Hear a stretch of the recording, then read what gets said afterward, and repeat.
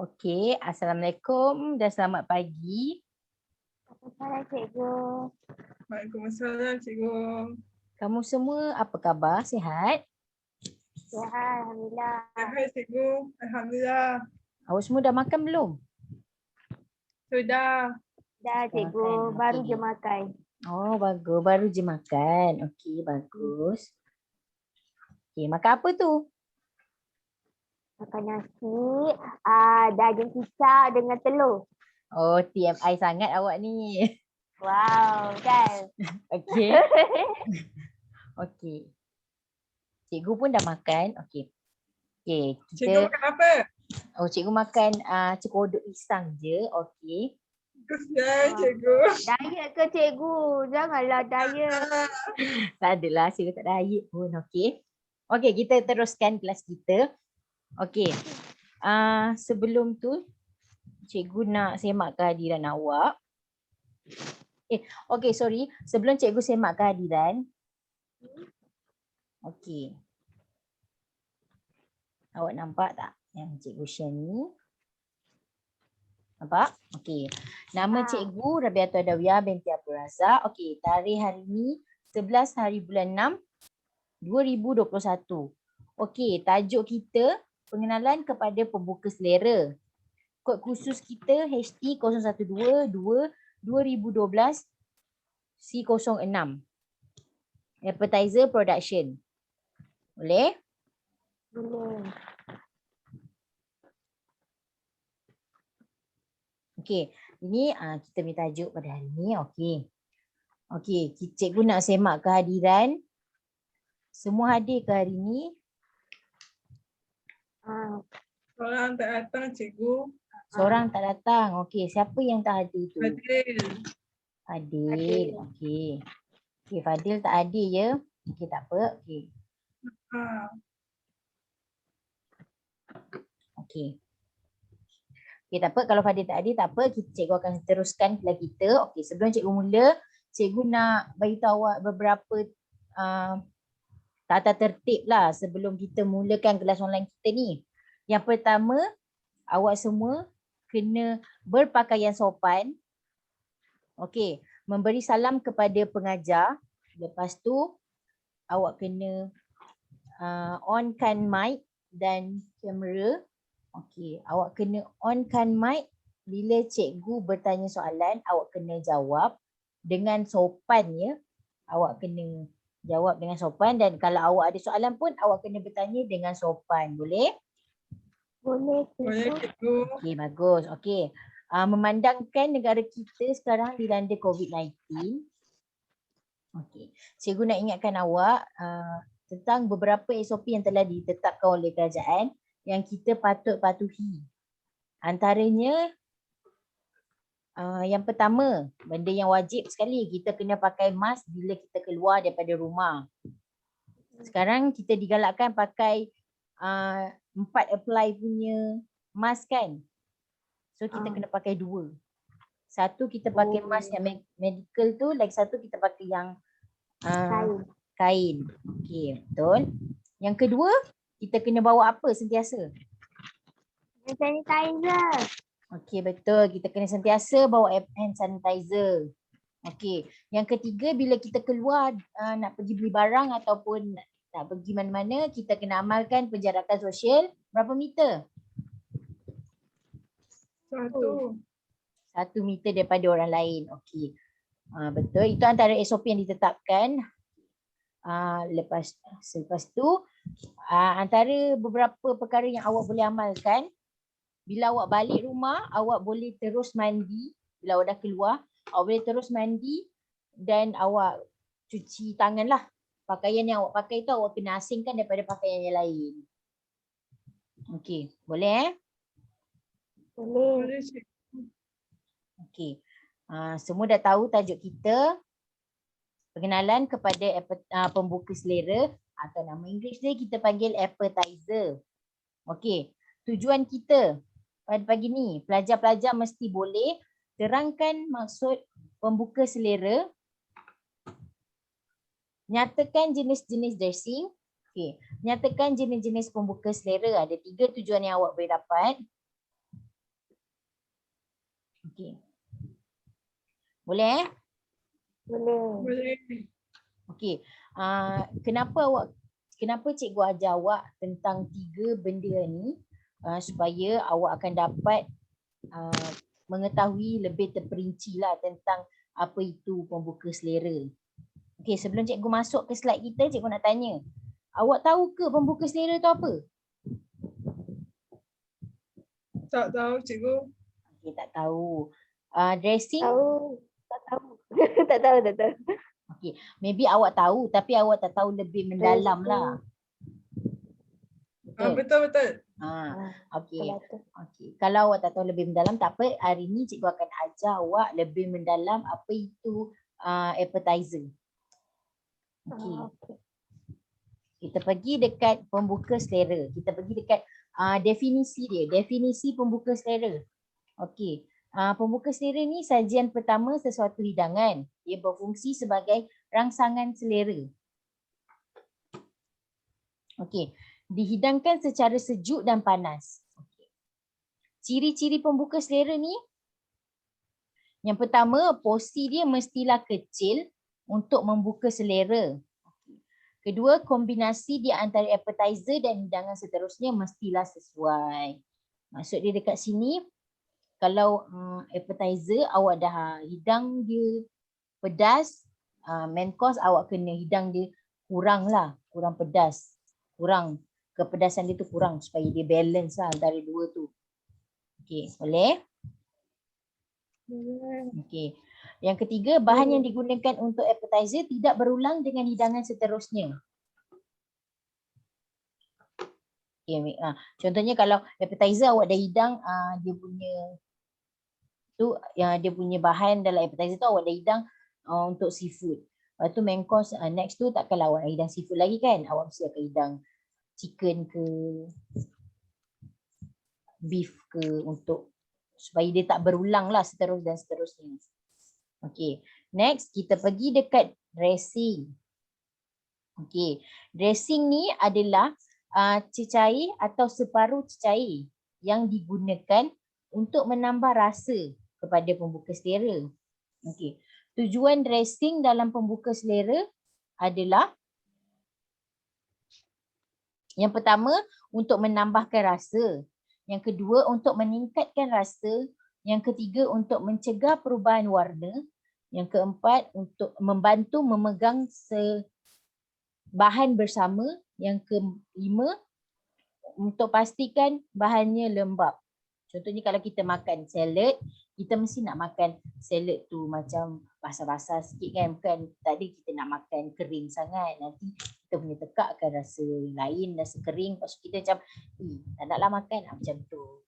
So kita kena, dressing ni dia punya tujuan untuk menambahkan kelembapan pada salad awak lah. Okay. Next ada kita masuk pada emulsi dalam salad dressing. Okay. Dressing adalah sebahagian yang tidak perlu dimasak. Okay. Kebanyakan dressing kita buat, kita hanya campur bahan dia saja dan kita akan pukul dia sampai dia jadilah. Kita tak masak dia direct dekat atas api. Okay. Yang kedua, proses yang terlibat dalam pembuatan dressing dikenali sebagai emulsi. Okey, terdapat 3 jenis emulsi iaitu emulsi sementara, emulsi separuh kekal dan emulsi kekal. Okey. Boleh? Boleh. Boleh faham setakat ni? Boleh. Cikgu laju sangat ke ataupun okey-okey je? Boleh, okey. Okey, cikgu teruskan Okey, kita masuk dekat emulsi sementara. Okey. Contoh emulsi sementara ialah French dressing dan Italian dressing. Okey, antara dia vinaigrette. Vinaigrette ni antara dressing sementara yang sering digunakan. Okey. Itu emulsi sementara. Okey, emulsi separuh kekal pula Dia bersifat pekat sama dengan kepekatan krim. Okey. Penambahan kekentalan dapat memperlahankan pemisah emosi separuh kekal. Okey. Seterusnya ada mayonis. Okey. Mayonis seterusnya ada emosi kekal, sorry. Okey. Contoh emosi kekal ialah mayonis. Okey. Mayonis merupakan emosi kekal yang terbaik. Okey, kelikatannya yang tinggi menyukarkan titisan minyak bergabung. Okey, ejen pengemosi menyumbang kestabilan kepada emosi kekal. Okey, boleh faham? Boleh. Okey. Kita pergi dekat jenis-jenis dressing. Okey. Jenis-jenis dressing ada 3. Yang pertama ada minyak dan cuka. Okey. Minyak dan cuka ni sebagai campuran utama dan dicampur dengan garam, lada sulah dan lain-lain lah. Maksudnya lain tu maybe kita akan letak black pepper ke, kita akan letak ajinomoto ke dekat dalam minyak dengan cuka ni kan. Tapi antara benda yang sering digunakan garam dan lada sulah lah. Okey. Tekstur dressing ni dia agak cair dan digemari oleh mereka yang sedang diet. Okay. Mana-mana antara awak yang nak diet tu, awak bolehlah guna dressing ni untuk menurunkan berat badan. Okey, macam tu. Okey, next kita pergi dekat dressing emosi. Okey, dressing ini dianggap menggemukkan kerana mengandungi kadar lemak yang tinggi. Antara contoh emosi ialah mayonis, Thousand Island, ranch, tartar sauce. Okey, semua dressing yang ada dekat sini semua dressing yang sedap-sedap kan. Tapi yang sedap ni lah menggemukkan kita. Okay. Yang tak berapa nak sedap ni sesuai untuk menurunkan berat badan kita. Tapi tak apa, semua sedap. Awak kena cuba je. Okey, boleh? Boleh? Boleh cikgu teruskan lagi?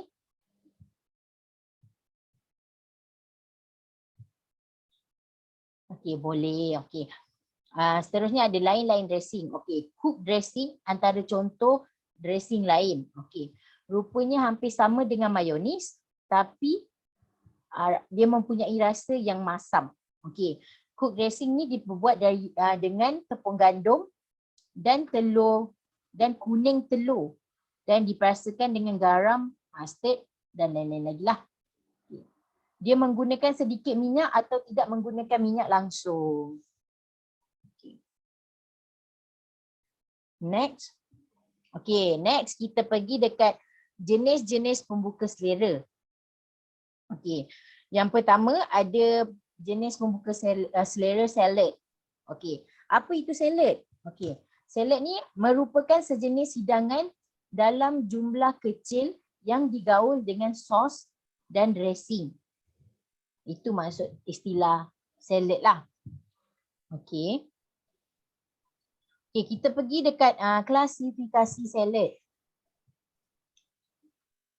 Yang pertama ada accompaniment salad atau kita panggil salad pengiring. Okey. Salad pengiring ini dia dihidang bersama main course, dihidang bersama hidangan utama lah.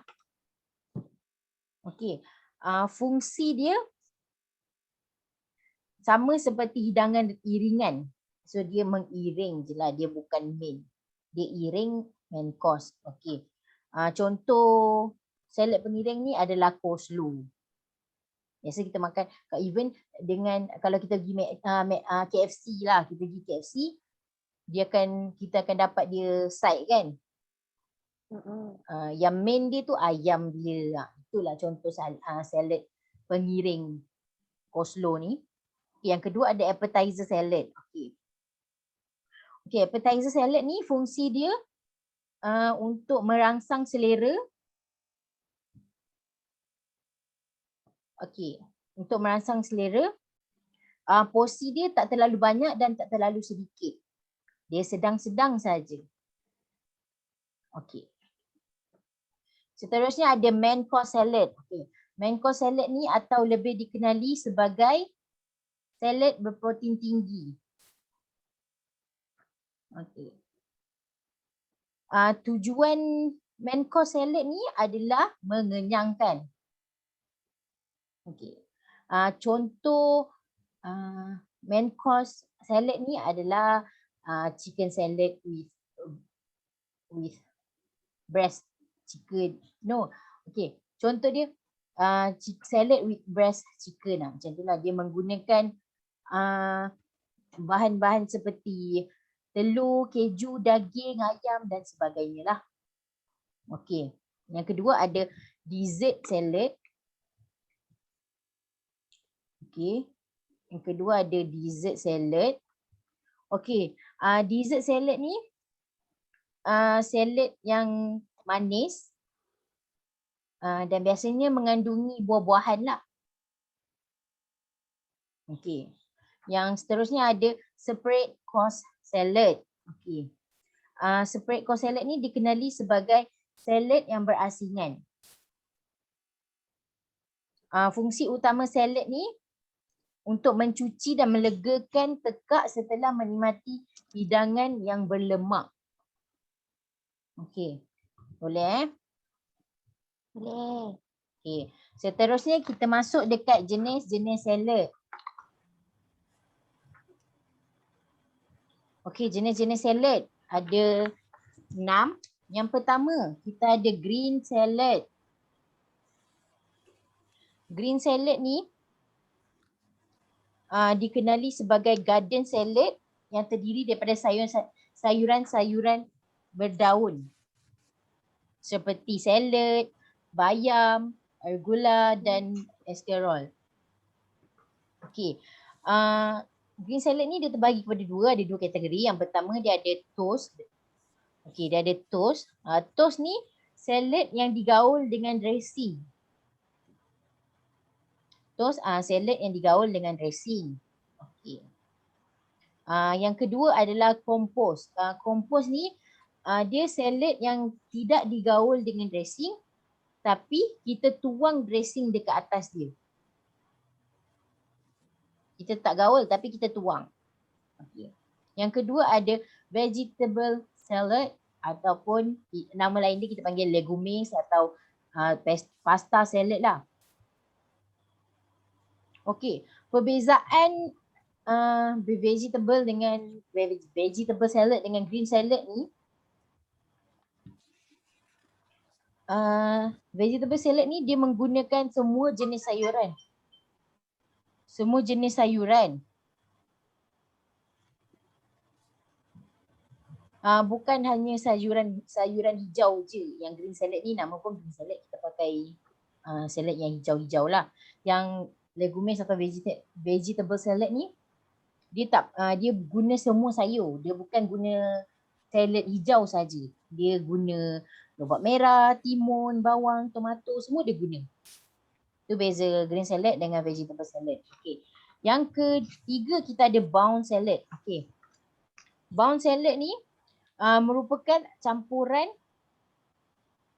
bersama dressing seperti mayonis. Okey.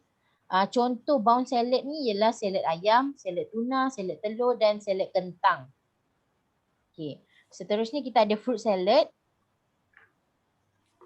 Okey, fruit salad ni salad buah yang mempunyai buah-buahan lah sebagai bahan utama dia. Fruit salad ni bahan utama dia menggunakan buah. Okey. Seterusnya ada compost salad. Okey. Compost salad ni dia ada dua komponen. Dia ada dua atau lebih lah komponen untuk compost salad ni. Compost salad ni dia salad yang disusun atas pinggan. Dia kita tak campur. Compost salad ni salad yang tak dicampurkan. Okey. Compost salad yang tidak dicampurkan. Dia disusun asing-asing lah. Asing-asing lah. Okey, contoh dia adalah chef salad, roasted beef salad with gorgonzola, Okey, itu antara contoh dia lah. Lepas tu seterusnya ada gelatin salad. Okey. Gelatin salad ni dihasilkan menggunakan gelatin semula jadi yang diekstrak daripada tulang dan tisu haiwan. Dia menggunakan gelatin yang semula jadilah. Okey. Itu saja. Ada 6 jenis salad ni. Ada 6 jenis salad. Awak boleh faham ke?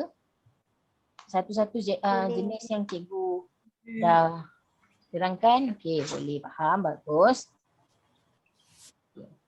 Seterusnya kita pergi dekat struktur salad. Okey, struktur salad ada 4.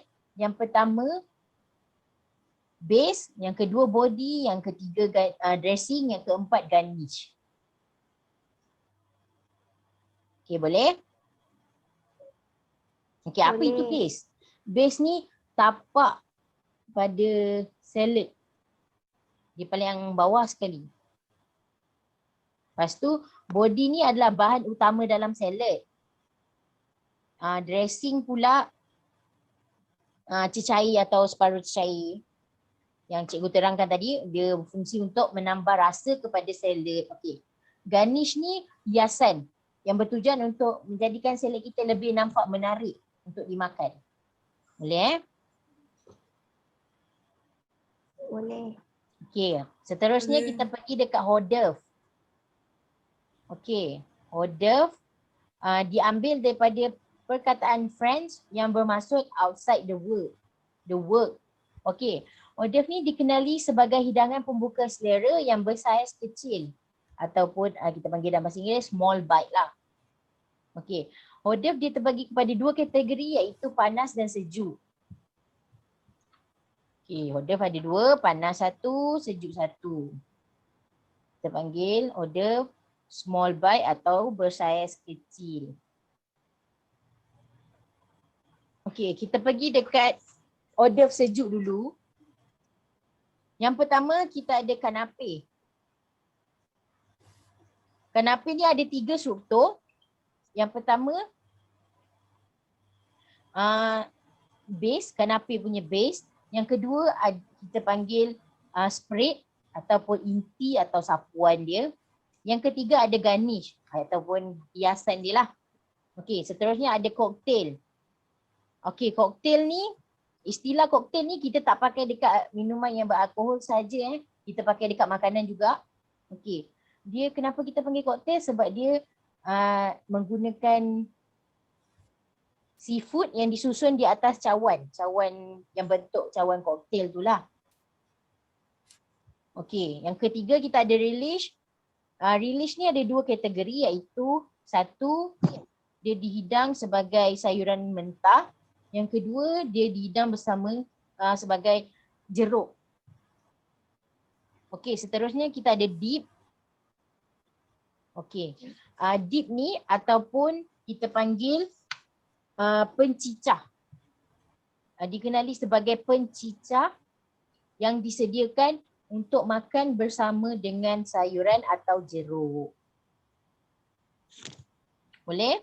Contoh Contoh Boleh. dip yang selalu kita sediakan adalah hummus, sos salsa dan cream cheese. Okey. Itu ada 4 hors d'oeuvre sejuk. Okey. Kita pergi pula dekat hors d'oeuvre panas. Hors d'oeuvre panas ada 2. Yang pertama ada tapas. Okey. Perkataan tapas ni adalah sinonim dengan masakan Spanyol. Okey. Tapas Spanyol biasanya dianggap sebagai pelbagai plate kecil. Sama ada makanan ringan yang lazat, makanan jari, pembuka selera atau sebahagian kecil hidangan istimewa dalam masakan Spanyol. Okey, yang kedua kita ada miscellaneous. Okey. Contoh hidangan miscellaneous ni, contoh dia adalah mini pizza, sandwich di grill. Okey, mini pizza ni dia sangat mudah dibuat. Dia saiz kecil dan comel. Inti dia boleh diperbuat daripada pelbagai jenis makanan. Okay, sandwich yang di-grill ni contoh club sandwich, California burger, grilled cheese. Okay. Miscellaneous ni ada juga hidangan tempatan hidangan tempatan tapi kita panggil dia miscellaneous. Antara hidangan tempatan dia adalah tahu bakar, dimsum, rojak dan sate. Sate tu di dalam kecil lah, dalam porsi yang kecil. Okey. Itu saja. Okey, awak semua boleh faham apa yang cikgu dah terangkan ni? Okey. Sebelum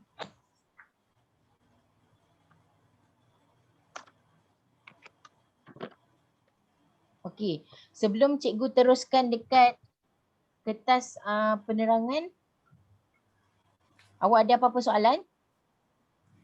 Tak ada. Tak ada eh? Cikgu, Ya. kalau contoh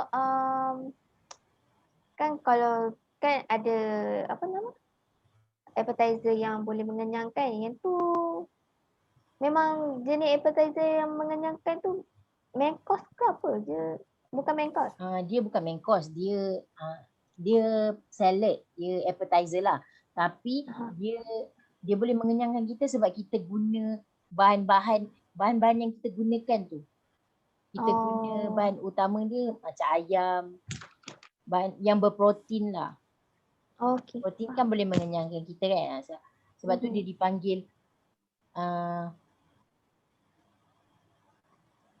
dia dipanggil main course punya salad lah. Itu nama dia main course salad. Sebab tu. Okey. Lagi ada apa-apa soalan? Tak ada. Okay, kalau tak ada, okay. Cikgu akan share, cikgu dah share kertas penerangan dekat dalam Google Classroom, awak boleh tengok, tapi dekat sini pun cikgu akan share juga.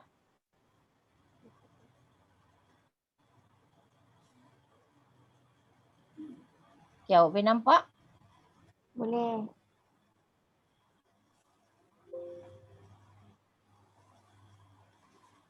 Okay, boleh nampak Boleh. Okay, cikgu bagi awak masa dalam 5 minit untuk awak review. 5 minit untuk awak review kertas penerangan ni.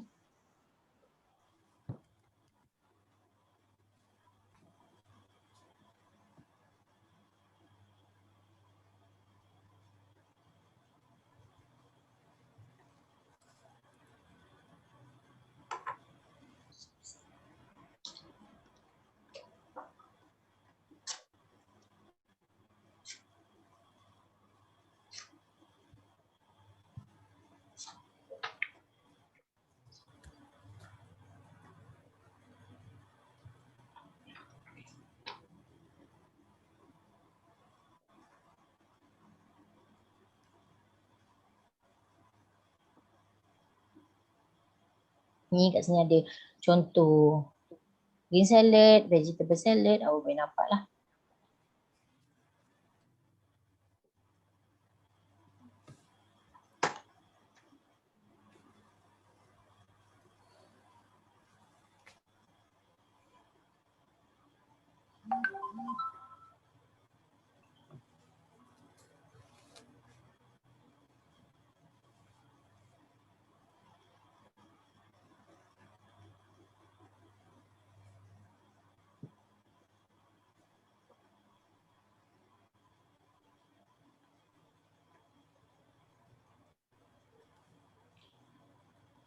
Okey.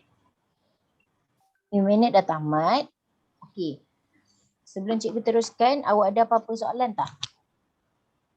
Tak ada. Okey, tak ada. Tak ada cikgu. Okey, kalau tak ada, cikgu akan biar cikgu yang tanya awak. Okey. Soalan pertama, cikgu nak masalah menjawab. Berikan 2 struktur salad. Base dengan dressing. Base dengan dressing. Okey, betul. Okey. Soalan kedua, Alia pula jawab. Namakan 3 emosi dressing.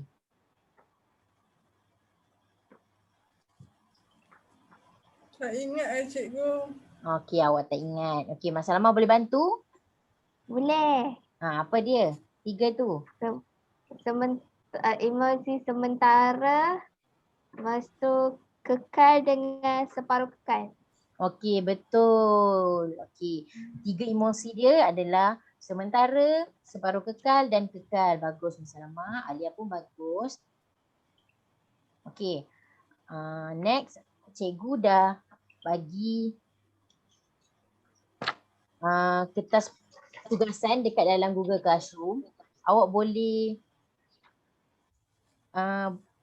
siapkan dan hantar pada hari Isnin nanti, selewat-lewatnya 12 tengah hari. Boleh? Boleh. Boleh cikgu. Okey, bagus. Okey. Sebelum cikgu habiskan kelas kita pada pagi ni, cikgu nak bagi tahu awak faedah dia, apa faedah yang awak dapat untuk pelajaran pada hari ni. Antara faedah dia, awak akan dapat mengetahui lebih mendalam tentang appetizer, apa itu appetizer, apa itu salad, order semua untuk kegunaan awak pada masa akan datang lah, supaya memudahkan awak lah. Kira nanti kalau awak masuk bekerja, bila orang tanya, bila awak punya bos tanya, oh, apa itu appetizer? Appetizer tu apa? Nak buatkan apa macam mana? So awak dah boleh dah tahulah appetizer tu apa, macam mana awak nak buat dia, semua awak dah tahu. Okay. Okay, tajuk kita untuk next class adalah persediaan peralatan dan pergagasan bagi pembuka selera. Boleh? Boleh. Boleh Okay, kalau tak cikgu. ada apa-apa soalan lagi, cikgu akan habiskan kelas kita sampai sini saja. Sekian, terima kasih. Terima kasih cikgu. Terima kasih cikgu. Okay. Okay.